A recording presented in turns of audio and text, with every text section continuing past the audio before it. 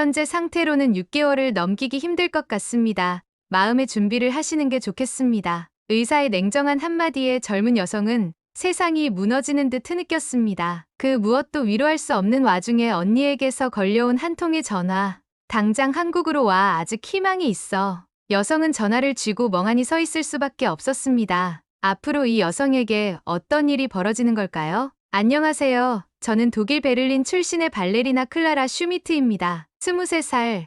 사람들은 무대 위에 저를 보고 하늘에서 내려온 천사라 불렀죠. 하지만 제 삶은 진짜 천국과 지옥을 오가는 길 위에 있었습니다. 베를린 국립발레단의 솔리스트였던 저는 매일 새벽 5시 스트레칭으로 시작해 8시간의 강도 높은 연습이 이어졌습니다. 하지만 막이 오르고 첫 발을 내디딜 때 그 모든 피로는 사라졌습니다. 특히 지젤에서 주역을 맡게 되었을 때는 말 그대로 꿈이 현실이 되었죠. 그러나 가장 빛나던 순간 제 삶을 뒤흔드는 시련이 찾아왔습니다. 지젤 공연을 앞둔 어느 날 갑자기 찾아온 가슴 통증과 호흡곤란으로 제 몸은 무거운 납덩이처럼 느껴졌습니다. 처음에는 단순한 과로라고 생각했지만 통증이 점점 심해지고 밤에는 식은땀을 흘리며 잠에서 깨기를 반복했습니다. 결국 엄마의 강한 권유로 샤리테 대학병원을 찾게 되었고 그곳에서 저는 인생에서 가장 큰 비극을 맞이하게 되었습니다. 유감스럽게도 췌장암 2기입니다. 슈미트 양. 의사의 목소리는 희미해졌고 나는 무대 위가 아니라 그 밖으로 밀려나는 느낌이었습니다. 조명이 사라지는 것이 아니라 내 자리 자체가 사라지는 기분이었습니다. 23살의 나이에 췌장암이라니, 이런 진단이 내려지다니 말도 안 된다고 생각했습니다. 검사 결과를 다시 확인해 달라고 애원했지만 2번, 3번의 재검사에서도 결과는 같았어요. 췌장의 종양이 발견되었고 혈액 검사에서도 이상 소견이 나왔습니다. 췌장암은 조기에 발견해도 생존율이 낮은 암 중 하나였습니다. 독일 의료진은 수술과 항암 치료를 병행할 수 있지만 치료가 쉽지 않을 거라고 경고했습니다. 우리는 최선을 다하겠지만 항암 치료 반응이 낮아 예후가 좋지는 않을 것입니다. 빠른 치료를 권합니다. 더 큰 문제는 치료를 기다려야 한다는 점이었습니다. 독일의 의료보험 시스템은 분명 세계적으로 우수하지만 전문 치료를 받기 위해서는 적어도 3개월의 대기 기간이 필요했어요. 의사는 제 상태를 고려해 최대한 빨리 일정을 잡아드리겠습니다 라고 말했지만 병원 복도에는 이미 수십 명의 환자들이 기다리고 있었습니다. 어떤 이들은 지친 얼굴로 차례를 기다렸고 어떤 이는 바닥에 주저앉아 있었습니다. 나도 저들처럼 몇 달을 기다려야 할까?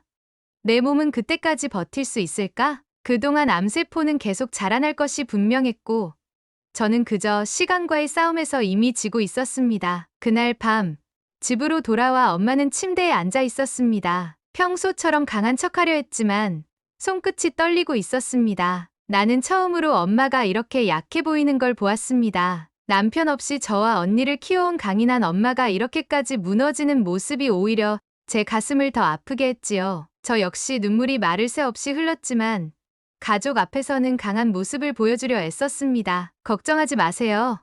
엄마, 난 반드시 이겨낼 거예요.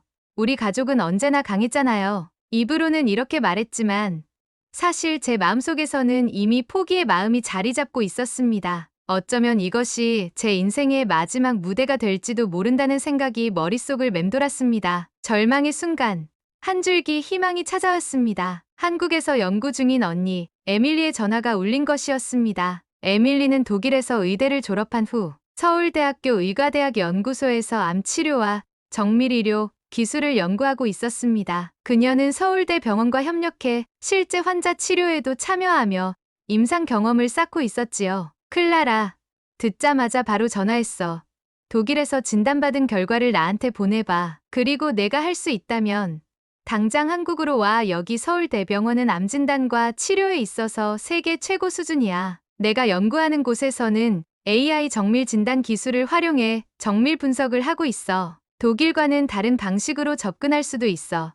독일에서의 진단이 맞는지부터 다시 확인해 봐야 해. 언니의 말에 처음에는 회의적이었습니다. 독일의 의료 시스템이 세계 최고 수준이라고 항상 믿어왔고 한국에 대해서는 K-팝과 김치 정도만 알고 있었으니까요. 게다가 지구 반대편으로 가는 긴 비행은 제 몸 상태를 더 악화시킬 수도 있었습니다. 하지만 언니는 포기하지 않았습니다. 클라라, 넌 내 동생이야. 확신이 없었다면 널 여기까지 부르지도 않았을 거야. 한국의 의료 기술은 내가 생각하는 것보다 훨씬 뛰어나. 특히 우리 연구소의 정밀 의료 기술은 환자의 유전자 변이 정보를 분석해서 맞춤형 치료 계획을 수립할 수 있어. 시간이 없어. 클라라, 지금 당장 결정해야 해. 언니의 간절한 목소리, 그리고 엄마의 눈물 어린 응원에 저는 마지막 희망을 걸고 한국행을 결정했습니다. 다음 날 바로 비자 신청을 했고 3일 후 제 생애 가장 중요한 여행이 시작되었습니다. 엄마는 제 손을 꼭 잡았습니다. 꼭 살아서 돌아와야 해.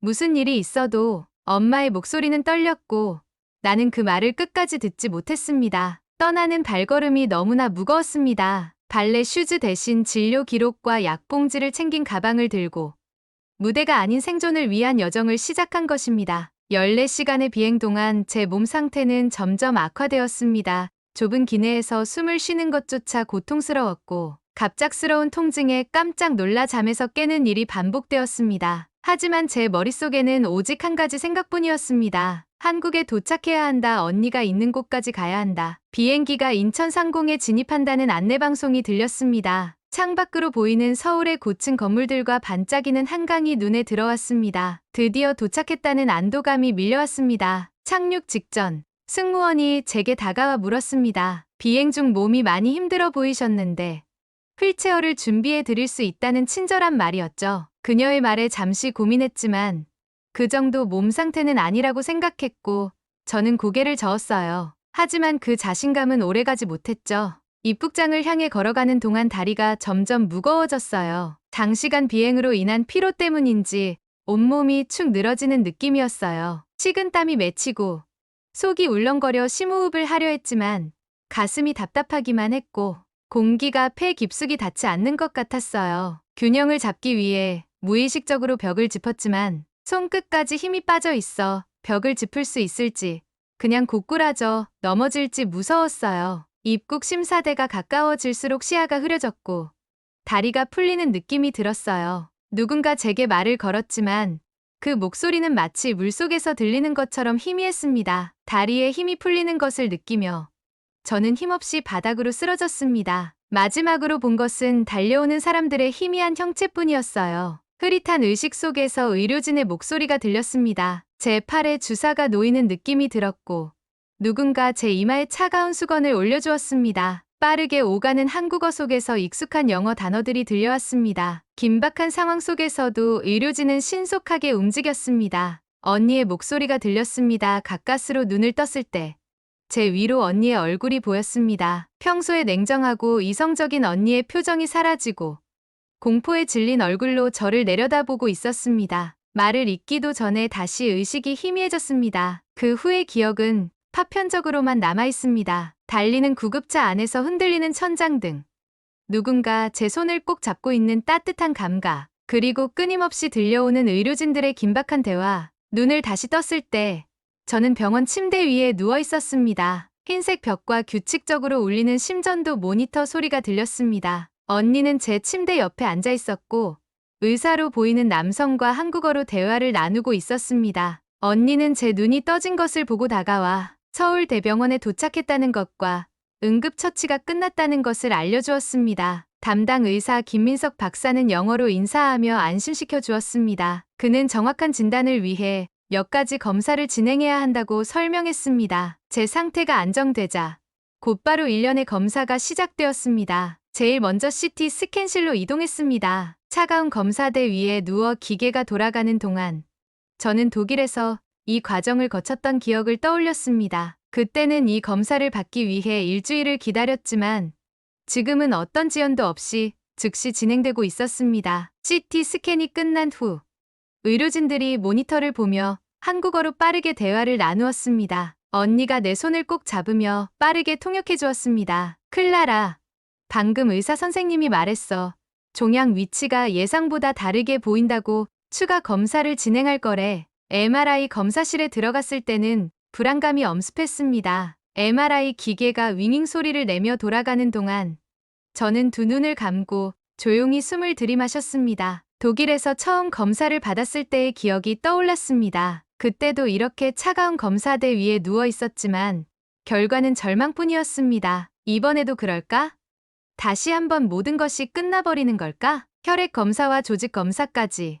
독일에서는 이 모든 검사를 받으려면 최소 몇 주가 걸렸을 텐데 여기서는 단 하루 만에 모든 검사가 진행되었습니다. 검사 중간중간 언니는 제게 한국 의료 시스템에 대해 설명해 주었습니다. 환자의 유전적 특성을 고려해 맞춤형 치료 계획을 수립하는 방식과 특히 암 진단에 있어서 세계 최고 수준이라는 말에 희미한 희망이 생겼습니다. 검사 결과를 기다리는 동안 병실 창밖으로는 서울의 야경이 펼쳐져 있었습니다. 낯선 도시의 빛이 마치 별처럼 반짝이고 있었습니다. 이 도시에서 제 인생의 새로운 장이 시작될지도 모른다는 생각이 들었습니다. 새벽 내내 잠을 이루지 못하고 검사 결과를 기다렸습니다. 아침이 밝아올 무렵 언니가 주치의와 함께 병실로 들어왔습니다. 언니의 표정이 평소와 달랐습니다. 눈빛에 어떤 희망이 깃들어 있는 것 같았습니다. 그리고 다음 날 저는 제 인생을 완전히 바꿔놓을 소식을 듣게 되었습니다. 아침 햇살이 병실 창문을 통해 들어왔을 때 언니와 의사 선생님이 함께 제 병실에 들어왔습니다. 언니의 얼굴에 떠오른 미소가 평소와는 달랐습니다. 그녀의 눈에는 어떤 희망의 빛이 깃들어 있었습니다. 저는 천천히 상체를 일으켜 앉으며 결과를 기다렸습니다. 의사 선생님은 영어로 천천히 입을 열었습니다. 독일에서 받은 진단과 다르다는 말부터 시작했습니다. 저는 혹시 더 악화된 것인지, 췌장암이 더 진행된 것인지 걱정이 되었습니다. 그러나 그의 다음 말에 모든 것이 정지하는 듯 했습니다. 클라라 씨, 당신은 췌장암이 아닙니다. 정확한 진단 결과, EGFR 변이형 폐선암입니다. 처음에는 그 말을 제대로 이해하지 못했습니다. 또 다른 암이라니. 그게 더 나은 소식일까요? 의사 선생님은 계속해서 설명했습니다. 폐선암은 비흡연자에게서 발견되는 폐암의 한 종류로 췌장암과 초기 증상이 유사할 수 있다고 했습니다. 독일의 의사들이 정밀 검사 없이 빠르게 결론을 내린 것 같다고 했습니다. 언니가 설명을 보충했습니다. 폐선암이 췌장암보다 훨씬 치료 가능성이 높으며 제 몸에 있는 암은 기존 치료보다 더 잘 듣는 방법이 있다고 했어요. 한국에서는 이런 때에 딱 맞는 약이 개발되어 있어 치료 효과가 훨씬 높다는 거였죠. 한순간에 제 머릿속은 혼란스러웠습니다. 독일에서는 치료 가능성이 낮다고 했는데 한국에서는 완치 가능성이 있다는 말이었습니다. 이것이 진짜 현실인지 아니면 절망 속에서 만들어낸 환상인지 구분할 수 없었습니다. 의사 선생님은 태블릿을 들고 CT와 MRI 영상을 차례로 보여주었습니다. 그는 폐하단부에 위치한 종양을 가리키며 세포 조직 검사 결과도 함께 확인해야 한다고 설명했습니다. 췌장 부분은 완전히 정상이었고 림프절 부종과 함께 나타난 증상을 독일 의사들이 잘못 해석한 것으로 보인다고 했습니다. AI 정밀 진단을 통해 더 빠르고 정확한 분석이 가능했고 이를 바탕으로 의료진이 최종적으로 진단을 확정했다고 합니다. 제 폐암은 EGFR 돌연변이를 가진 특수한 유형으로 최신 표적 치료제를 사용하면 많은 환자들이 좋은 치료 반응을 보인다고 했습니다. 언니는 의학 용어를 더 쉽게 설명해 주었습니다. 표적 치료제는 암세포만을 공격하므로 일반 항암제보다 부작용이 적고 치료 효과는 더 높다고 했습니다. 한국은 이런 정밀 의료 분야에서 선진 기술을 갖추고 있다고 덧붙였습니다. 눈물이 저도 모르게 흘러내렸습니다. 언니는 저를 꼭 안아주었습니다. 새롭게 찾은 희망에 저희는 한동안 그렇게 서로를 붙잡고 있었습니다. 의사 선생님은 치료 계획을 제안했습니다. 다음 날부터 표적 치료제 투여를 시작하고 병원에 2주간 입원하며 초기 반응을 모니터링하겠다고 했습니다. 독일에서라면 치료 시작까지 몇 달을 기다려야 했을 텐데 이곳에서는 단 하루 만에 모든 것이 준비되었습니다. 그날 저녁, 저는 엄마에게 전화를 걸었습니다. 처음엔 이 소식을 어떻게 전해야 할지 고민했습니다. 엄마는 처음에는 믿지 못하는 듯 했습니다. 췌장암이 아니라 폐암이라고? 그런데 그게 좋은 소식이야? 하지만 제가 표적 치료제에 대해 언니에게 들은 내용을 전하자 엄마는 울먹이며 말했습니다. 그래도 살 수 있다는 거잖아. 그렇지? 엄마는 곧바로 한국행 비행기 표를 예약한다고 했어요. 일주일 뒤면 이곳에서 만날 수 있었습니다. 다음 날 치료가 시작되었습니다. 간호사가 가져온 작은 알약 하나가 제 생명을 구할 수도 있다는 사실이 믿기지 않았습니다. 독일에서 제안받은 강도 높은 화학요법과는 달리 이 작은 알약 한 알로 치료가 가능하다니 놀라웠습니다. 표적 치료를 시작한 지 며칠이 지나자 몸이 조금 더 가벼운 느낌이 들었습니다. 피로감이 줄어든 듯했고 가슴이 답답했던 느낌도 조금씩 옅어졌습니다. 하지만 한편으로는 불안했습니다. 혹시 내게만 효과가 없으면 어떡하지?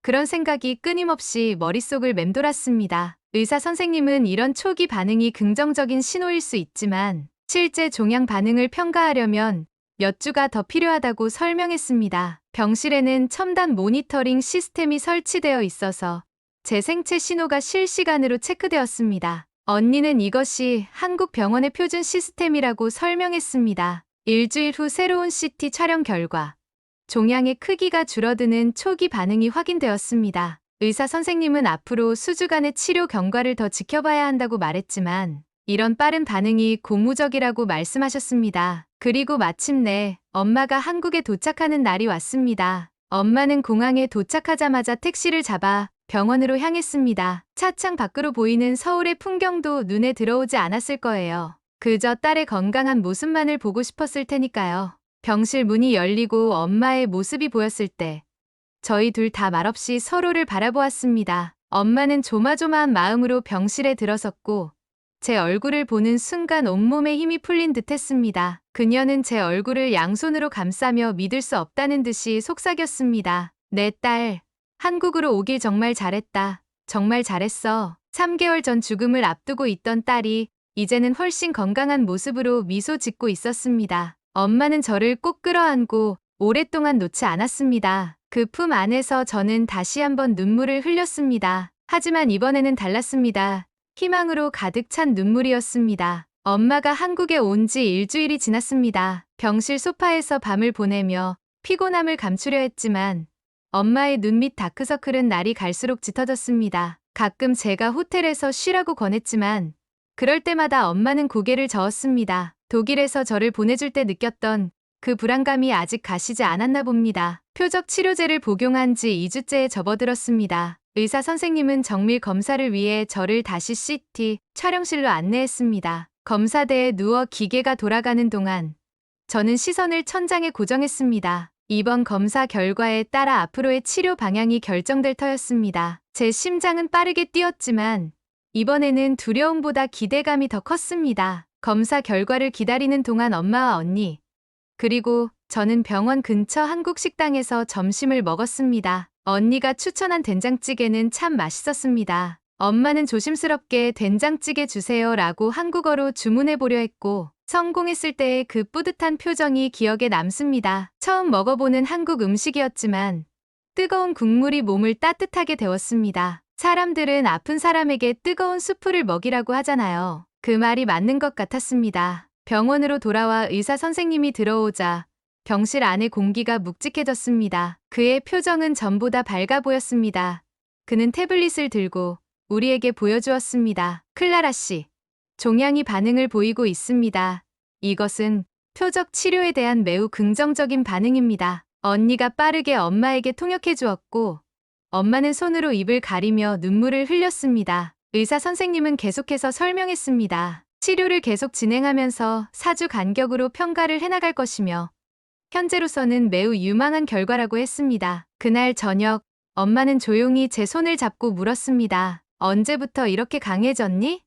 어릴 땐 작은 일에도 쉽게 겁을 내곤 했잖아. 이제는 내가 오히려 내게 희망을 주고 있구나. 저는 미소를 지으며 대답했습니다. 강해진 게 아니에요. 그냥 포기하지 않기로 했을 뿐이에요. 엄마의 눈에는 다시 눈물이 고였습니다. 그것은 자랑스러움과 사랑이 섞인 눈물이었습니다. 표적 치료를 시작한 지 3주 차에 접어들자 제 몸에 더 확실한 변화가 찾아왔습니다. 아침에 눈을 뜨면 전보다 훨씬 에너지가 넘쳤고 호흡도 깊고 편안해졌습니다. 의사 선생님의 허락을 받아 병원 근처 공원을 산책하기 시작했습니다. 처음에는 10분도 채 걷지 못했지만 며칠 후에는 20분, 그리고 30분으로 늘릴 수 있었습니다. 한국의 봄은 생각보다 아름다웠습니다. 공원에는 벚꽃이 만개해 있었고 사람들은 꽃집 아래서 사진을 찍고 웃고 있었습니다. 저는 그 광경을 보며 문득 깨달았습니다. 한 달 전만 해도 이런 평범한 일상이 제게는 꿈과 같았습니다. 이제는 다시 꿈꿀 수 있게 되었습니다. 병원에서는 담당 간호사가 매일 제 상태를 꼼꼼히 체크했습니다. 그녀는 언제나 밝은 미소를 지으며 영어로 이야기를 나누려고 노력했습니다. 비록 서툰 영어였지만 그 따뜻한 마음이 느껴졌습니다. 그녀는 제게 한국 문화와 음식에 대해 이야기해 주었고, 저는 독일 이야기로 화답했습니다. 의사 선생님은 제 치료 과정을 세심히 모니터링했습니다. 표적 치료제의 부작용을 최소화하기 위해 규칙적인 혈액 검사와 간 기능 검사를 진행했습니다. 다행히 제 몸은 약에 잘 적응하고 있었고, 특별한 부작용은 나타나지 않았습니다. 한 달이 지났을 때 두 번째 정밀 평가가 있었습니다. 이번에는 CT뿐만 아니라 PET-CT도 함께 진행했습니다. 결과는 더욱 고무적이었습니다. 예상보다 빠르게 종양이 줄어들었고 활성도도 감소해 긍정적인 반응을 보였습니다. 의사 선생님은 이 정도 반응이라면 계속해서 좋은 결과를 기대할 수 있다고 설명했습니다. 언니는 진료 내용을 상세히 기록해 독일의 주치의에게도 전달했습니다. 독일 의사는 예상과 다른 결과에 놀랐지만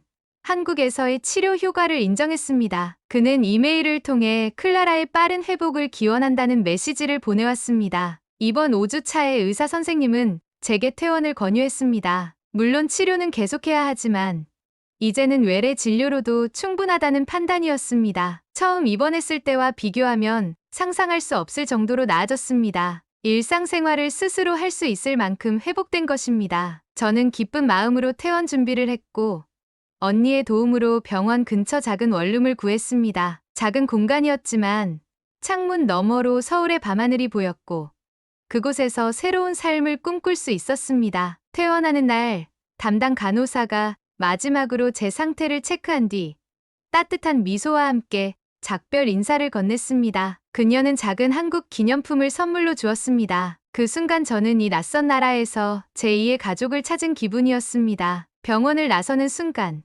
따스한 햇살이 제 얼굴을 비췄습니다. 이제야 비로소 제 삶을 되찾아가는 기분이었습니다. 햇살이 제 얼굴을 스치는 감각이 새롭게 느껴졌습니다. 한 달 전 공항에서 쓰러졌던 그 날과는 완전히 다른 기분이었습니다. 원룸에 도착한 첫날, 모든 것이 어색했습니다. 처음으로 혼자서 아침을 준비했습니다. 병실에서 간호사들의 따뜻한 배려가 없으니 조금은 낯설었지만 이제는 제 힘으로 살아가야 했습니다. 퇴원 후 처음으로 스스로 약을 챙겨 먹으며 제가 제 몸을 책임질 수 있다는 사실에 뿌듯함을 느꼈습니다. 엄마가 독일로 돌아가기 전날 저희는 한강 공원으로 나들이를 갔습니다. 해가 지고 강변의 불빛이 하나둘 켜지는 모습을 바라보며 엄마는 말했습니다. 이렇게 한국에서 보낸 시간이 내 인생의 전환점이 되었구나.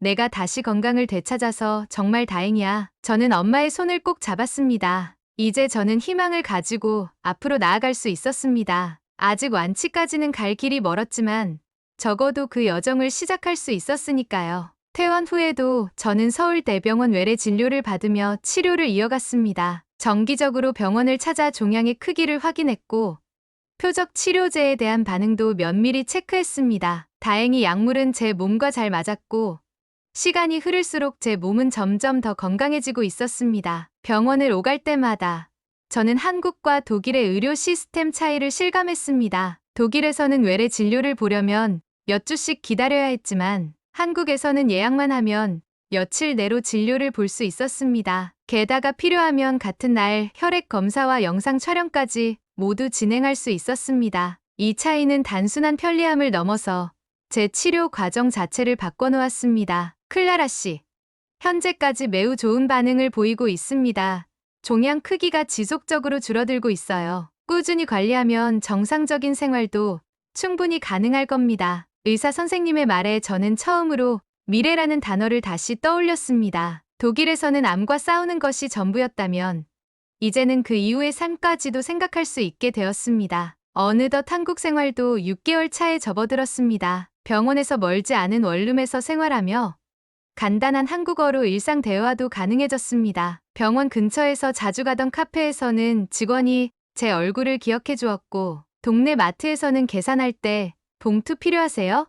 라고 한국어로 묻는 말에 자연스럽게 아니요, 괜찮아요 라고 대답할 수 있게 되었습니다. 엄마는 독일로 돌아갔지만 언니가 있어 외롭지는 않았습니다. 주말이면 함께 시간을 보내며 한국 곳곳을 둘러보았습니다. 경복궁의 웅장함, 북촌 한옥마을의 고즈넉함, 그리고 활기 넘치는 명동의 거리까지 병원 창문으로만 바라보던 서울의 풍경을 이제는 직접 발로 걸으며 느낄 수 있었습니다. 그럼에도 가끔은 발레에 대한 그리움이 밀려왔습니다. 병원 근처 작은 댄스 스튜디오를 발견했을 때 한동안 유리창 너머로 수업을 지켜보기만 했습니다. 그러다 용기를 내어 가벼운 스트레칭부터 다시 시작했습니다. 처음에는 간단한 동작도 힘들었지만 점점 몸이 기억을 되찾는 것을 느꼈습니다. 그리고 그 순간 저는 깨달았습니다. 나는 여전히 춤을 출 수 있어. 치료 8개월 차.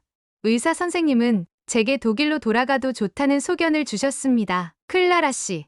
종양 크기가 안정적으로 줄어들었고 상태도 매우 좋습니다. 앞으로도 정기적으로 모니터링하면서 치료를 이어가면 충분히 건강한 삶을 살 수 있을 거예요. 이 말을 들었을 때 저는 무언가에 홀린 듯 고개를 끄덕였습니다. 정말로 독일로 돌아갈 수 있다니. 처음 한국에 왔을 때 저는 병원 침대에서 하루하루를 버티는 것만으로도 벅찼습니다. 그런데 이제는 떠나는 것이 아쉽게 느껴질 만큼 이곳에서의 삶이 익숙해졌습니다. 떠나기 전날 언니와 함께 한강공원을 걸었습니다. 강물에 비친 서울의 불빛이 반짝이는 모습을 보며 저는 문득 생각했습니다. 언니, 내가 한국에 오지 않았다면 어떻게 됐을까? 언니는 잠시 생각하더니 조용히 말했습니다. 글쎄, 그랬다면 우리 가족은 아직 두려움 속에서 싸우고 있었겠지. 한국행은 정말 최고의 선택이었어. 우리 가족에게 희망을 줬어. 저는 미소를 지었습니다. 언니의 말이 맞았습니다. 만약 그날 한국행을 결정하지 않았다면 저는 여전히 병과 싸우며 희망을 잃어가고 있었을지도 모릅니다. 베를린으로 돌아가던 날 공항에서 마지막으로 서울을 바라보았습니다. 8개월 전 죽음의 공포를 안고 도착했던 곳. 이제는 희망을 품고 떠나는 곳. 감회가 새로웠습니다. 독일로 돌아온 후 저는 서서히 일상으로 복귀했습니다. 처음에는 베를린 국립발레단 스튜디오를 찾아가는 것조차 두려웠습니다. 하지만 한국에서 배운 용기로 첫 발을 내디뎠고 예전 동료들은 믿을 수 없다는 듯 저를 맞아주었습니다. 클라라, 정말 돌아온 거야? 다시 춤을 출 수 있는 거야? 처음부터 주역을 맡을 수는 없었지만 기본 동작부터 차근차근 연습해 나갔습니다. 때로는 몸이 따라주지 않아 좌절하기도 했지만 그럴 때마다 한국에서의 기억이 저를 다시 일으켜 세웠습니다. 한국에서도 계속해서 서울대병원 의료진과 소통하며 건강 상태를 체크했습니다. 주기적인 온라인 진료를 통해 약물 반응을 점검했고 필요할 때마다 치료 방향을 조정했습니다. 독일의 의료 시스템은 여전히 훌륭했지만 한국에서 경험한 빠르고 정밀한 진료 방식이 자주 그리워졌습니다. 발레단에 복귀한 지 1년 후 마침내 저는 다시 무대에 설 기회를 얻었습니다. 주역은 아니었지만 안무가의 새로운 작품에서 중요한 역할을 맡게 되었습니다. 공연 전날 엄마에게 전화를 걸었습니다. 엄마, 내일 다시 무대에 서요. 믿어지세요? 엄마는 잠시 말을 잇지 못했습니다. 그리고 이내 떨리는 목소리로 말했습니다. 항상 믿고 있었어. 내가 다시 날개를 펼칠 거라는 걸. 공연은 성공적이었고 커튼콜 때 저는 뜨거운 박수를 받았습니다. 객석에는 가족과 친구들이 있었습니다. 그리고 저는 무대 위에서 한국에서의 시간을 떠올렸습니다. 공연 후 대기실에 작은 선물 상자가 놓여 있었습니다. 열어보니 한국에서 보내온 것이었습니다. 서울대병원 의료진들이 보낸 축하 메시지였어요. 그 순간 저는 눈물을 삼켰습니다. 3년 후 저는 엄마와 함께 다시 한국을 찾았습니다. 이번에는 환자가 아닌 여행자로서 한국을 경험했습니다. 예전에는 병원 창문으로만 보았던 거리를 이제는 건강한 모습으로 엄마와 함께 걸으며 새로운 추억을 만들 수 있었습니다. 서울대병원을 다시 방문했을 때 의사 선생님은 저를 보고 환한 미소를 지었습니다. 클라라 씨, 당신은 우리 병원의 자랑입니다. 그 말에 저는 다시 한번 감사함을 느꼈습니다. 마지막 날 세종문화회관 앞에 서서 저는 문득 생각했습니다. 이곳에서 춤을 출 수 있다면 얼마나 멋질까? 단순히 제 병을 치료해준 나라가 아니라 제 인생을 바꿔준 나라에서 다시 무대에 선다면 그건 제게 가장 특별한 순간이 될 것입니다. 언젠가 그날이 오기만을 기다리고 있어요. 세상에 기적은 없을지도 모릅니다. 하지만 포기하지 않는 마음과 올바른 선택, 그리고 전문적인 도움이 있다면 불가능해 보이는 일도 가능해질 수 있다는 걸 저는 배웠습니다. 오늘 한국에서 희망을 되찾은 발레리나의 이야기 재밌게 들으셨나요? 때로는 작은 선택 하나가 인생을 바꿀 수도 있습니다. 희망을 잃지 않는다면 기적 같은 변화는 우리에게도 찾아올지 모릅니다. 오늘 이야기가 여러분께도 작은 용기가 되었길 바랍니다. 다음에도 더 좋은 이야기로 찾아뵙겠습니다. 감사합니다.